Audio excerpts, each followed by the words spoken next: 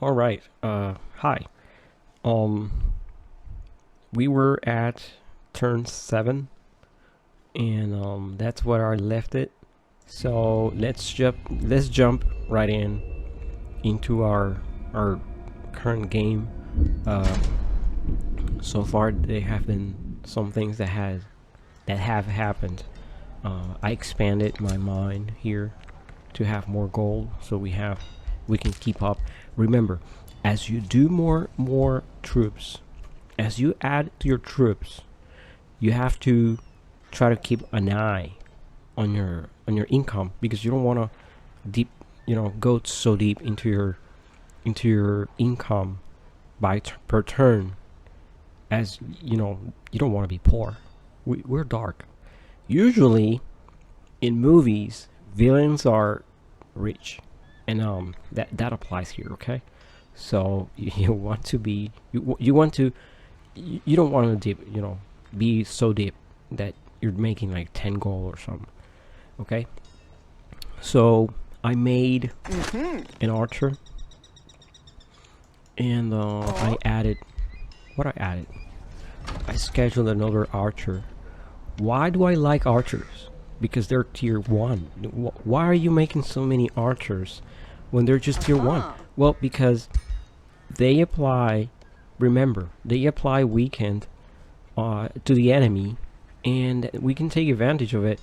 And it takes a single arrow to hit to apply the weak effect, so these other guys can just hit them like a truck. Okay, and we got inspiring chant, and I scheduled baneful curse, next, and I am doing the experimentation chambers, so we can have more gold, a little bit more knowledge, and right on we have, after that, we have mana, because I realized we were getting low on mana. This build relies on a lot of enchantments. Okay, that's why we picked runesmith, because the enchantment research costs 30% less knowledge, and it costs 30% less for upkeep. So you can stack a lot of enchantments and not have an enormous amount of upkeep to keep with. Also, racial shield units and pole arm units have +1 rank. You really want to have your pole arm units to be stronger, and that is why we have our guys right here, that they're tier 2. That's why they're so strong. Right off the bat, they're strong because they come out with an extra rank. They have more health, and as you build them up, it won't get any worse. It will get just better and better until that elite rank, that they will rank up the damage a little bit, and then finally legend. You want all your units to reach legend status, because here's the thing: with dark mixing with order, this is what you get. You get retaliation. You get an extra retaliation with these guys. And I'm not saying that you're gonna stick with it until end game, but they will make it. Okay, if you stick around, they're good. They're good overall. But this is where the fun begins, because in the ordered tree, and it won't take a long time for you to reach this particular path. This is what you have. You have nightly orders, and it says here turns available 244. We're gonna make it before that, way before that, because we're gonna focus on order. And as you progress and you add more order points, this will get faster and faster. So here's what you get. You will have legendary rank buff. Every time that a unit reaches legendary rank, you will get a buff depending on their type.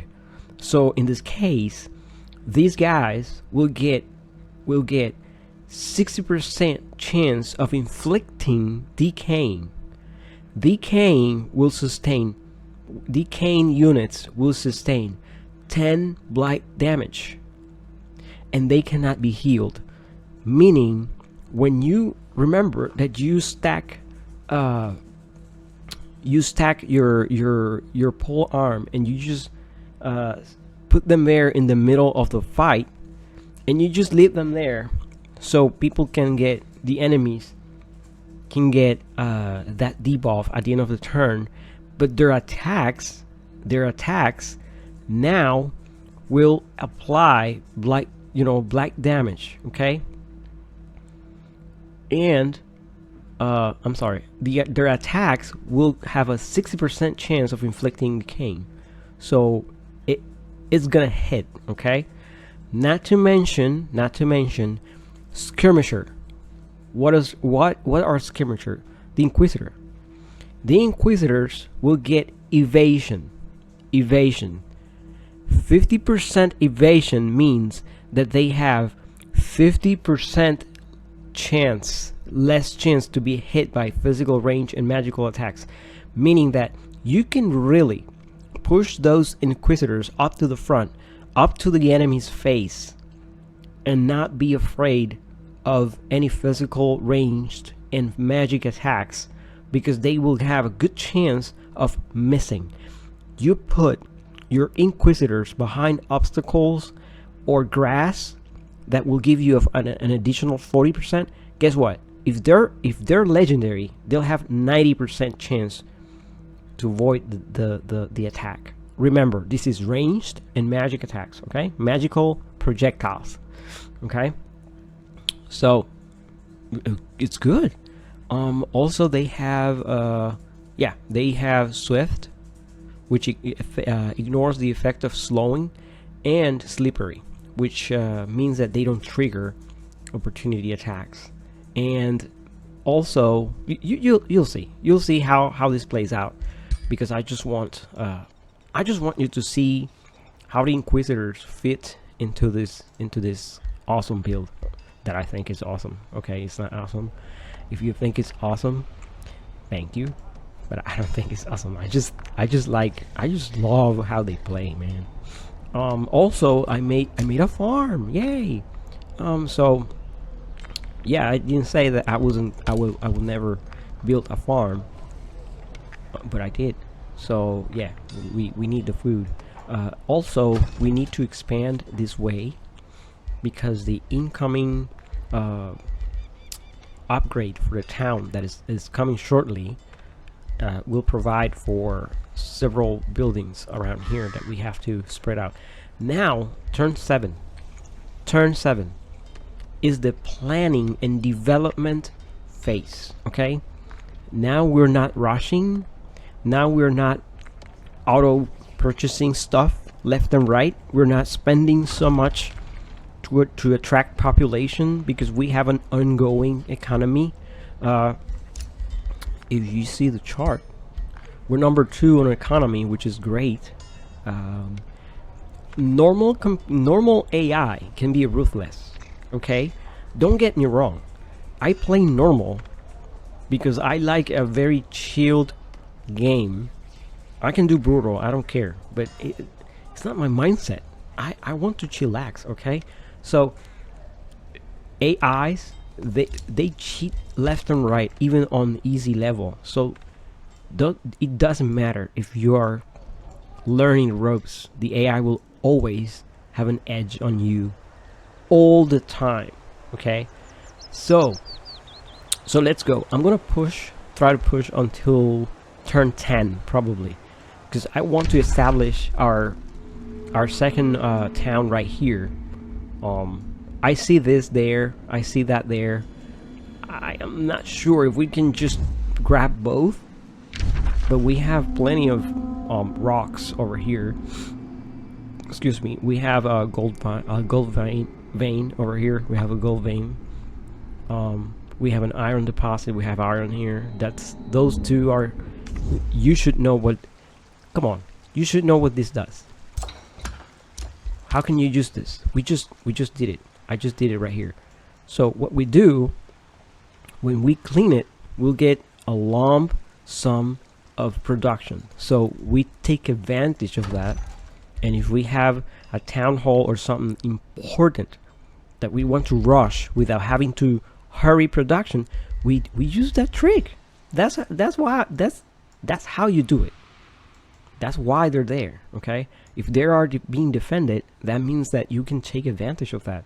So you clean it when necessary, all right, to feed up your town. And we're still at a one town still. Okay, good. So also the our twin town, our twin city, it's being worked up, so we can integrate them later on. So let's go, let's do this.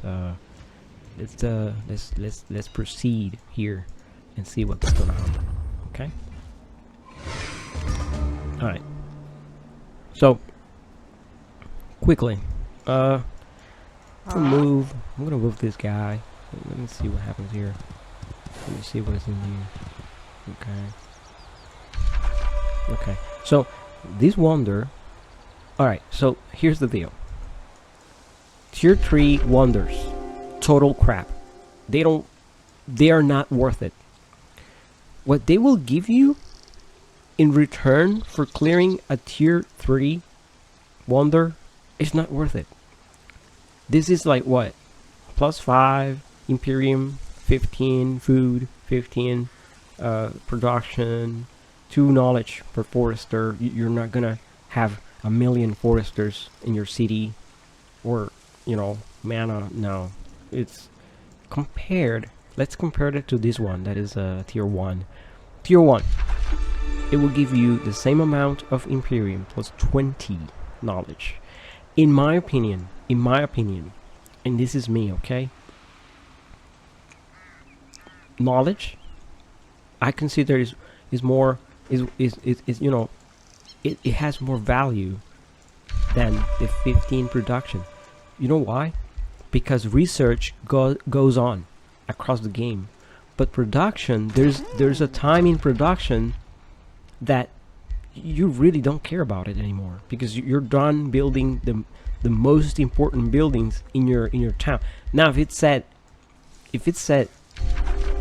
15 swords, wow, yeah, if it's draft, then yeah, heck yeah, let's do it, because that means that you can produce units, and you will be producing units across the game constantly, non-stop. You want to pump those units up. Okay, so production, we can have good production, especially with the awesome spell that we are going to research shortly. What is it? Where is it? I'm gonna show you. What is it? Here you go. This spell will give you 60 production. I think I think I talked about this spell. All right, this is a city spell. So it will, in exchange of 20 food, you will get 60 production, and you can turn it off. You don't have to turn it off on your own, because it will last 3 turns. You play with this. How do you play with this? So when we have it available, I'm going to show you how to play with fanatical workforce, because it will exponentially raise your production for 3 turns. So what you do is you calculate which buildings you really need, and you will just put them there, and then count like all this. This is gonna be like 2 turns, 2 turns, 1 turn, 1 turn, whatever. So I'll just put 1 and 2, or a single one that is 3, because you don't want it. This is very addictive. Okay, that spell is very addictive. So if you overdo it, you will cut your growth. So you don't want to do that. You want to, give your towns room to breathe between casts, okay? And then you keep going. For important building, fire it up. Then rest, let them eat, man. What are you thinking? What are you? You're not a dictator. Well, we kind of are, but we're good in that sense, right? Okay, so okay, so yes, let me send these guys over here. Oh no, you're not using the roads. Yeah, this is I'm kind of rushing here, man. So leave me alone. Okay, so we're gonna go here, and we're going to go here, and let's go over here. All right. Okay. Okay. What do you notice? Coffers. Coffers are important. There are pickups that you have to move your army over there, or a single unit, so you pick them up. What is this? This is a free unit that you will get once you get there. Okay. So, and then, oh wow, and then we got the vampire, spider, hatchling. These are really nice, but these are Pokemons, so you have to be very careful about nurturing them up, because when they reach champion status, come on game, they will evolve into a tier 3 unit, and these are really nice because they apply bleeding with their attacks, and you can actually and they have a good self-sustain, because on hit they heal themselves because they're vampires. So this is like a tier 3 unit that we can make it. We can do it. This is something you can do. Just take care of your Pokemons in this game. When they reach champion status, they will evolve into something better. Okay, just be careful. Okay. All right. How are we doing here? Nice. Okay. Okay. This is what I'm gonna do. I'm going to spend the 150 to get the hero defeated in combat. But we're not at war anymore. We're not at war yet. You will be. You will be.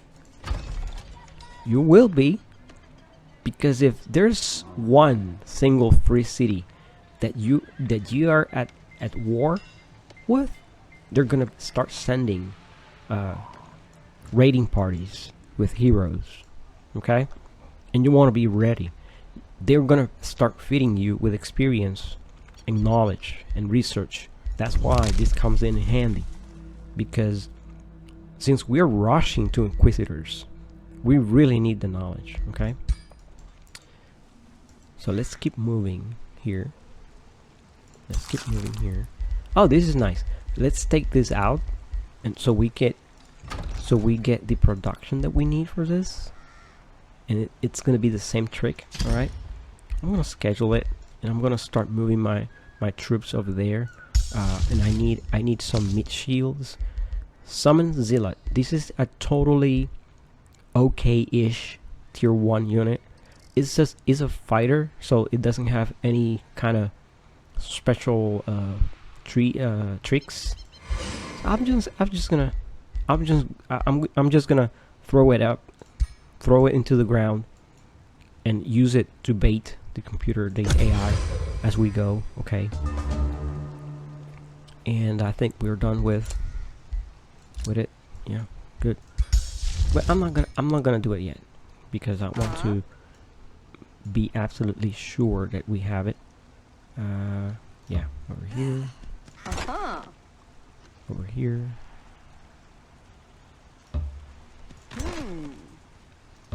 Start moving our guys.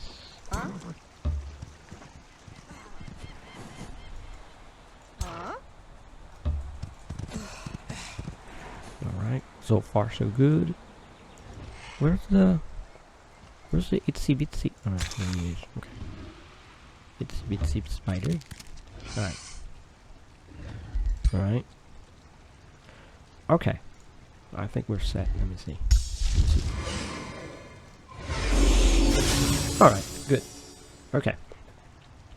So here's what we can do.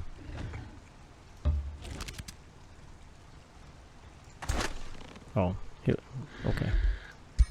She'll be out. It's okay. I mean, we're good as it is. Okay. Here's what we can do. We can attack here, right? We have some injured, but that's fine. These three are the most dangerous ones, because as you see, they are what? They are shock units. They can break your shields. They can break. When I say break your shield, if you're in defense mode, they can take you out of defense mode, and you can be easily flanked if you happen to not follow directions and end up looking down south and giving the enemy your back. All right, these guys are also dangerous, as with every flying unit that can bypass your formation. Okay, be careful with flying units and flying heroes, because sometimes they can bypass your formations. Okay, so let's take care of this. Let's take care of that. And what I'm gonna do, I'm gonna do this, right? And the reason why it went down from 5 to 3 is because now it's boosted. Okay, these ones, the upgrades, try to boost them whenever possible. So this one requires 5 population for the boost, and all it does is it's less production and it's cheaper. And if you put it there, you get a refund. So don't worry about it, because you will get refunded. And then I'll deal with this later.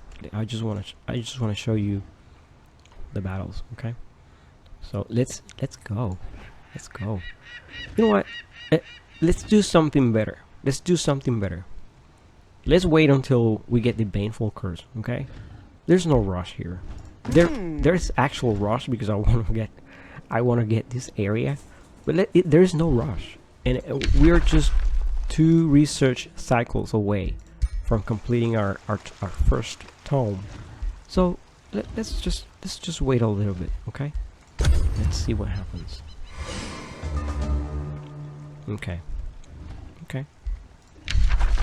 and now we get Fanatical Warforce. Okay. And let's keep moving here. Ooh, okay. Okay, we met our first ruler, and he's pointing that way. You have to start to learn how to read the AI. He's pointing that way. He's coming that way. You know what? He's gonna do exactly what we're doing. He wants all this for himself, because look at that.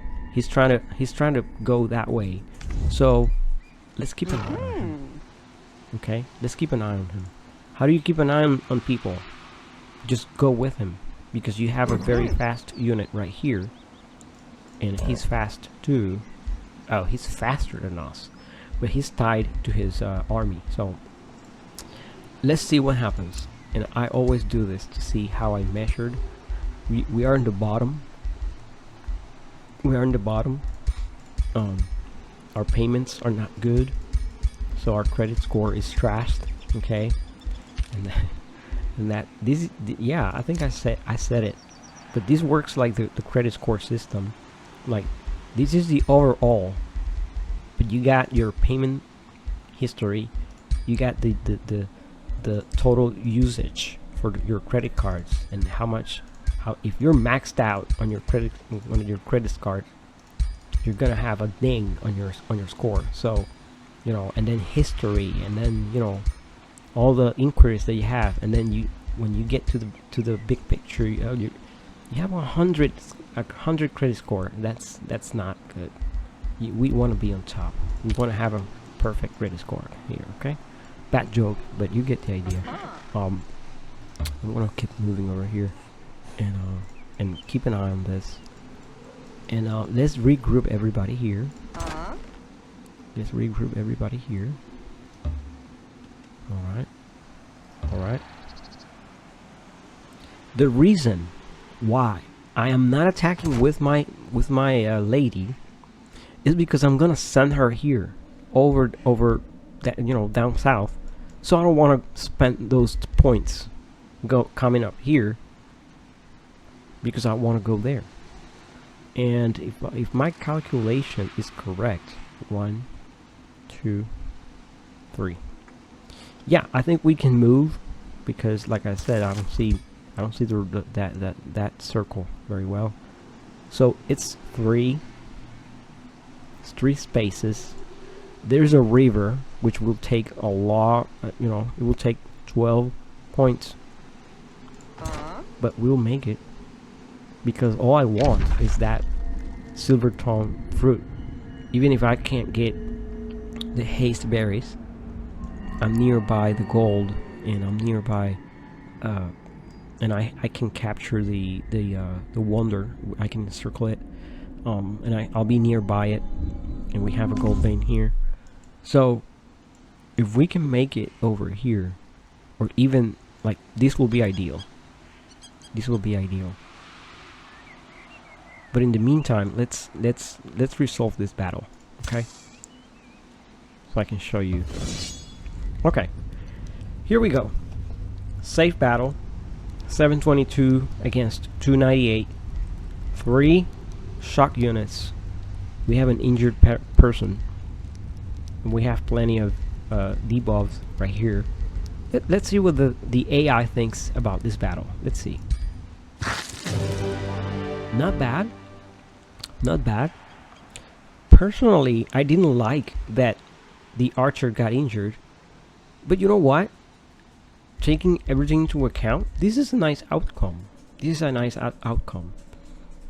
But I believe that we can do better. Let's retry. Let's see what we have here. Okay. Alright. Alright, let me turn on my cells. Okay. The ruler is over here because this is always your screen will be always on the main army that is attacking, and the extras will be to the sides. So in this case, the ruler got pushed to the side. That's not a big deal. We can just move her back where she belongs, and make do with what you have. These are meaningless. They can just go there. Their job there is to get hit and, you know, attack if they can, but I really don't care about that unit in particular. Now we have to see where the enemy can go. First round, you know, first round is just positioning and, you know, and whatnot. So let's just position everybody accordingly and where we want them. Okay. Let me try to. I'm gonna try to bait the AI here in this area because I want to pull them all the way here. So let me bait her. Okay. Alright, that's okay.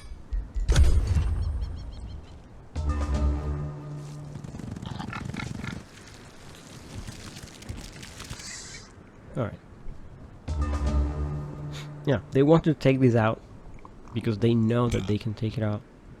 They know they can totally obliterate our unit.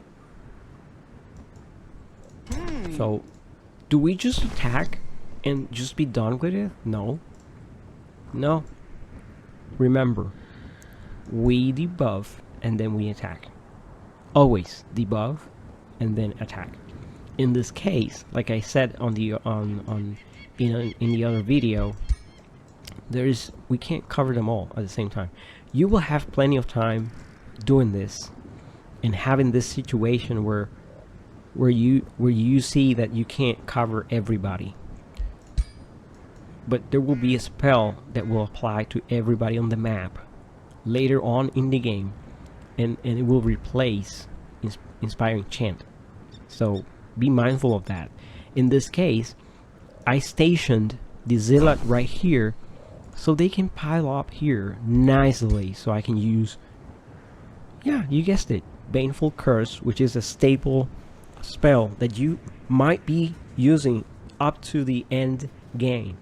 This is a very nice staple spell that will replace the Warlock, because it does exactly what the Warlock does.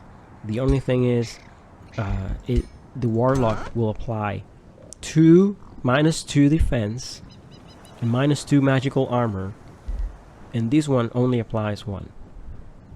But you know what? That is fine, because later on you won't even notice that the enemies have -1 armor, because you will be facing 12 armor enemies.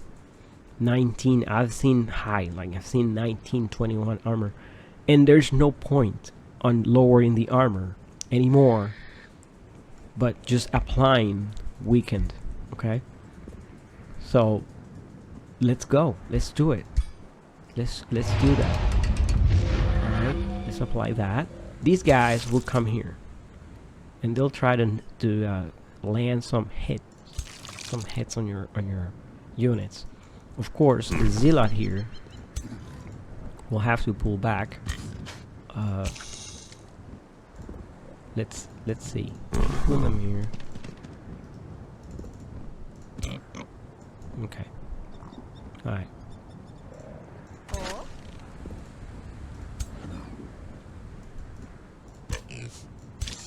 Okay. So, can you guess who's gonna move first? They want to break the defenses, so probably the AI will try to move the pigs first, because they are shock units. They'll try to break your shields. If you have a shielded person, someone that is in defense mode, they'll try to do exactly that.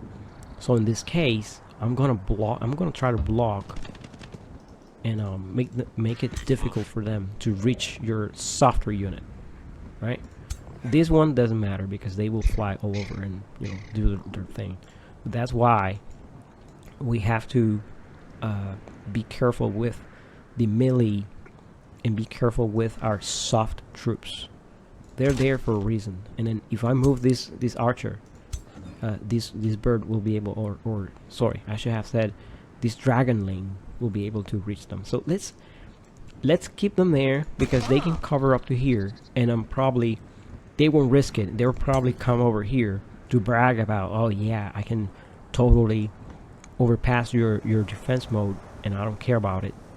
And they'll try to do this. And if they come here and attack here, we can flank them here. Okay? That's the reason why I put them there.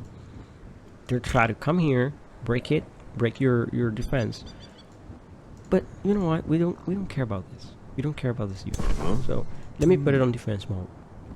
And now he'll have a harder time. They'll have to break through that. So okay.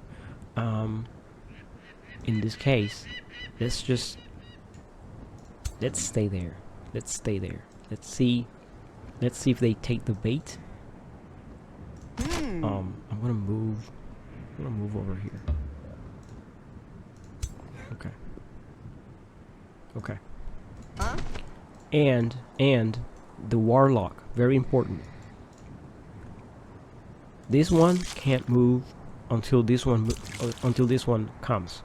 So obviously the spider can't reach, the pig can't reach. I'm talking about the west side of our army. So let's cover with the Warlock. Let's cover these guys by putting the warm, applying weak. Okay. Now it won't be as bad. Okay. And I'll put down the defense. What if I move here? Yeah. Okay. Good. See? You see? So shock units, they don't belong in the front lines. Spears, shield, Yes, those belong in the front lines. I just trick them. I trick the AI to think that I am so dumb as to put my most vulnerable units in the front so they can just come and wreck them badly. No, I move them sometimes and then I just move them back. So they have to readjust. The AI is like, I just made a mistake. No, I'm all debuffed. What do? I have to think about it. So they'll have to open with a new strategy and probably do exactly what I want them to do, right? So let's see what happens here. Yeah, they have to break it. Break my shield. There you go. It's broken. Now the other attacks can come through. Yeah, they took it. Okay. Yeah. No, you don't. Garbage damage. Yeah, I know. I saw that. Yeah.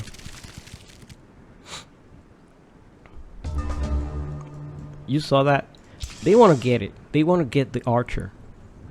They think that they have this unit surrounded and defenseless. And guess what? They do. They have it surrounded and defenseless. But because we're smarter, we can overturn this quickly enough. Because they are already weak. And this spider doesn't matter. They won't do much. Don't worry about it. Okay? We'll try to overcome this. So first, you will notice they have 3 units on this side, 2 units on this side. This is easy, and this needs a little bit more thoughts. Okay, so in this case, do we just attack and let them retaliate and do? No, we don't, because we what? We debuff and then we attack. We debuff and then we attack. So let's think about it.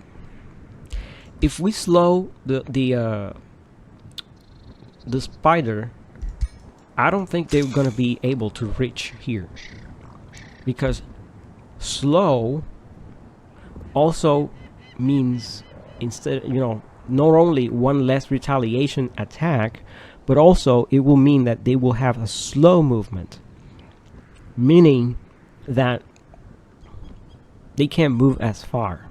All right, and that's a nice strategy. This spell is really good for a tier 1 spell.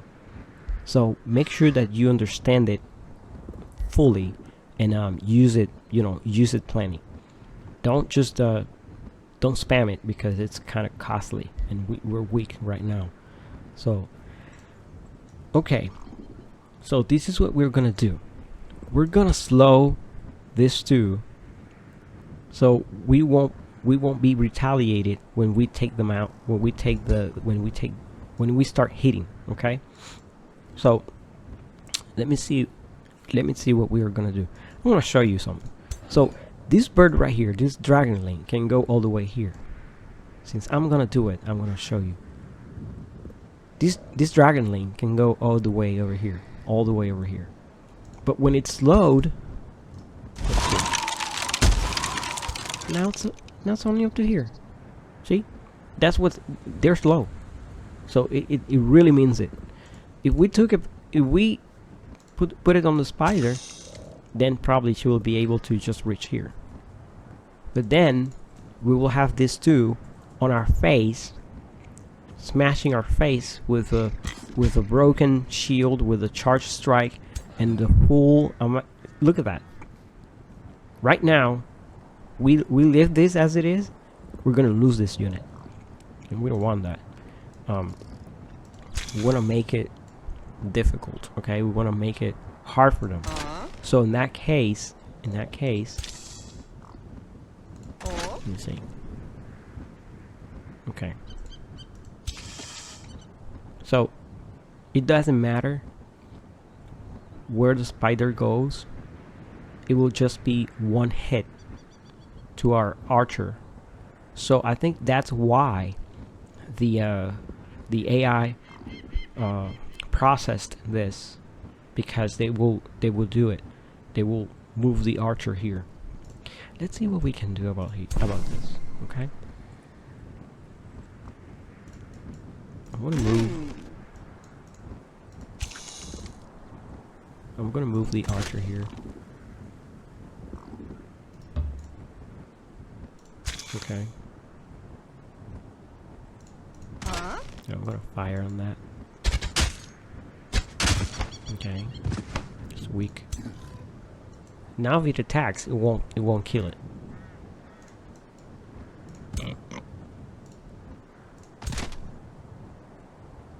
Nice. This is nice. Okay. So now, we do this. If we do that, you know what's gonna happen? They're gonna hit us. Not only hit us, they're gonna flank us. So we really don't want that. They'll have to choose.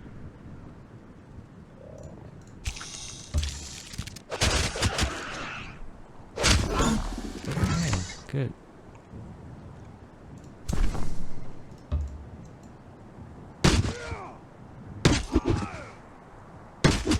There you go. There you go.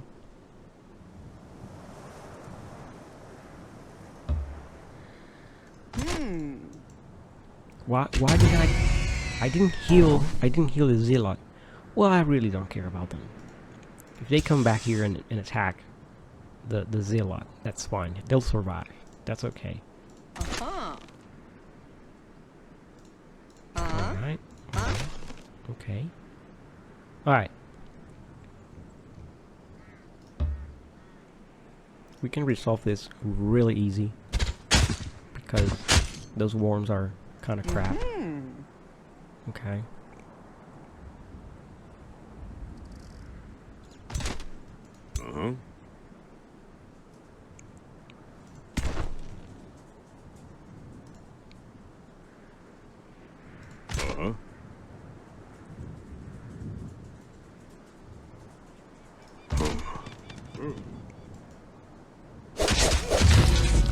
You see, I moved this one here and not this one that it was nearby because I don't want to obstruct the warlock, because they will apply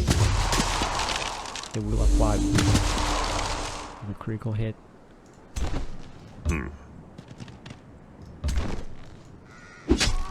That's okay. That's okay.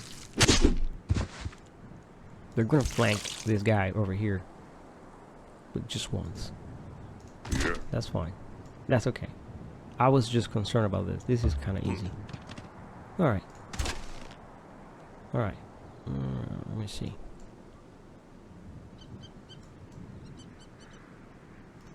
Let's send this archer here. I'm not gonna risk that, because I can miss and hit our guys that are turned around. Man, this is not planetful. Planetful is different. See? Yeah, just one. And it was graced. Yeah, graced. As in, melee attacks can graze your targets. Alright. Alright.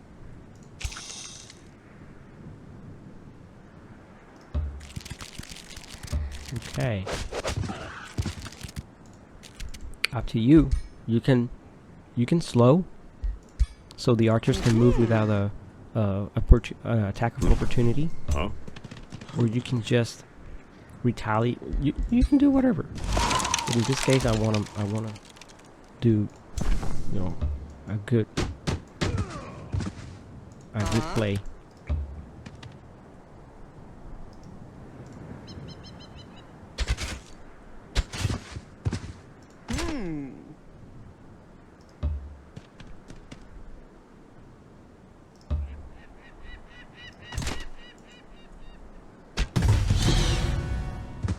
Okay. 44 damage. She just does 20. And this is just the starting bow. When we do our own bow, you'll see the crits that I was showing on the videos, about 80 or something or 90 something.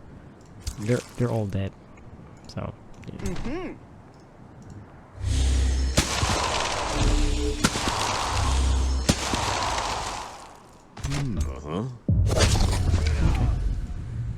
Did we do better? I think we did about the same. Not counting the zealot, because we don't care. But we kind of saw what we were against and how do we do. Maybe I suck. It doesn't matter. It's just that I want you to lose, you know, the fear of just battling yourself. We got 100 production, and guess what? That building is done. That building is done. Okay, so important part. This is core because this is part of the build. We have the Dark Forge and we have the Circle of Zealotry. So these two buildings are kind of important to for the draft, because they will give draft per adjacent quarry or mine. Excuse me. And the circle will give 10 draft per positive or negative level of alignment, which we are working towards. So in this case, I'm gonna put the circle first, because it's a flat amount. All right, so I'm gonna put it here,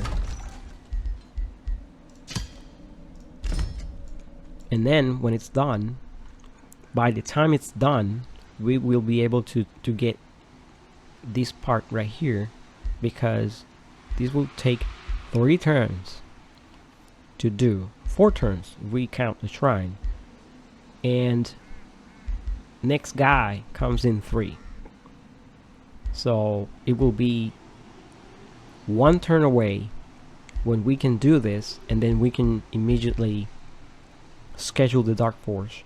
So it applies the 7 plus 7 plus 10, which is what, 21, 24. What, 7 plus 7? Yeah, it's 21, because we have another warrior over here. So out of the Dark Forge, we get 7 plus 14, right? That's 21 right there. And this one will add an additional 10, so we'll have 31 draft plus the 55 that we already have. So our draft will jump to high 80s. That's good. That's what we want, because we have to start pumping those units. We need to improve our credit score, man. And then we have been doing okay-ish, but I want to be on the top, because once you get to the top, AI will think differently about you. They'll be like, I'm threatened, I hate him. So, and conflict starts, and that's what I like. Alright, so turn 10, we have met a person, and we are moving towards conquering our first, you know, plopping our city. And I just made a mistake right there. I'm so dumb. So mistakes are okay. All right, so I'm gonna try to move over here, but it's 2 turns.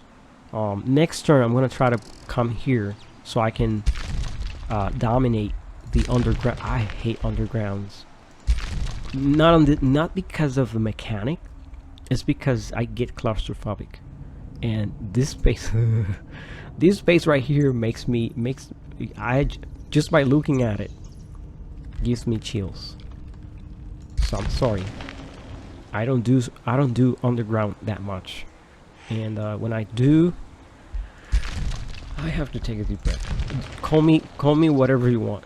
It doesn't matter. I know what I feel. So yeah, that's why I don't. You see me like underground. Yeah, it's pretty nice little cave. I hope there are hobbits down there. Anyways, so turn 10, we're moving, we're conquering, and yeah, I'll do another video when I'm at turn what, 13 to 15 maybe, 13 to 15, and we'll see what I can manage, and what happens from here to there. I'll keep an eye on here. I'll keep an eye. We're almost done with the first tome. Next tome will be cryomancy. Why cryomancy? I thought this was an Inquisitor build. Yes, it's an Inquisitor build, but because of the word build, you have to build up your damage, because this is a glass cannon build. We're all damage, and our goal is to eliminate the enemy and be on their faces all the time with Inquisitors, slaying all the way. So we need Frostblades. Frostblades will apply a plus 20 damage against frozen or slowed units. We already have this. We already have the slow mechanic, a guaranteed slow. So we already have almost guaranteed a 20% damage against those units. On top of that, you have you can do the frost arrows to up the chance, to increase the chance of inflicting slow via your archers until we get the Inquisitor, because when the Inquisitor comes, it'll be game over. Because the Inquisitors, this is what we do. With the Inquisitor, we will take Inquisitor's mark that will attempt to apply all this. This is a truck, guys. This is a truck. Look at that. You didn't realize, but it has a 30% chance of inflicting what? Oh, wow, look at that. They're gonna be weak, which means that it fits perfectly with the dark culture. So they'll have what? They'll have an additional 20% damage. Inquisitors will have that. Also, they will attempt to apply slow. They will attempt to apply condemn. This is really strong because condemn will take from their status resistance, meaning the further attacks will have a higher chance of inflicting, because you're weakening them so much that it's just slaying left and right. So when the Inquisitor comes, we open up with the Bolt of Judgment for an almost guaranteed stun, and then that's where the fun begins. Okay, so hold on, we'll make it through, and don't be afraid. This is gonna be, there's a time that everything will be tough, but don't be afraid. It's gonna play out. Okay, thanks for watching, and I'm doing more videos. I'm gonna do this up to completion. Okay, this is my goal. If you guys are finding these videos educated, and if you're educating yourself and you're learning from this, please don't be shy. Let me know, because I'm clueless. One person commented about the combat, and thank you for that. But hey, I want to know what you think, because I don't know if I'm doing this correctly. And like I said, this is the first time I'm doing videos. So thanks for watching, and see you in the next couple turns. Bye.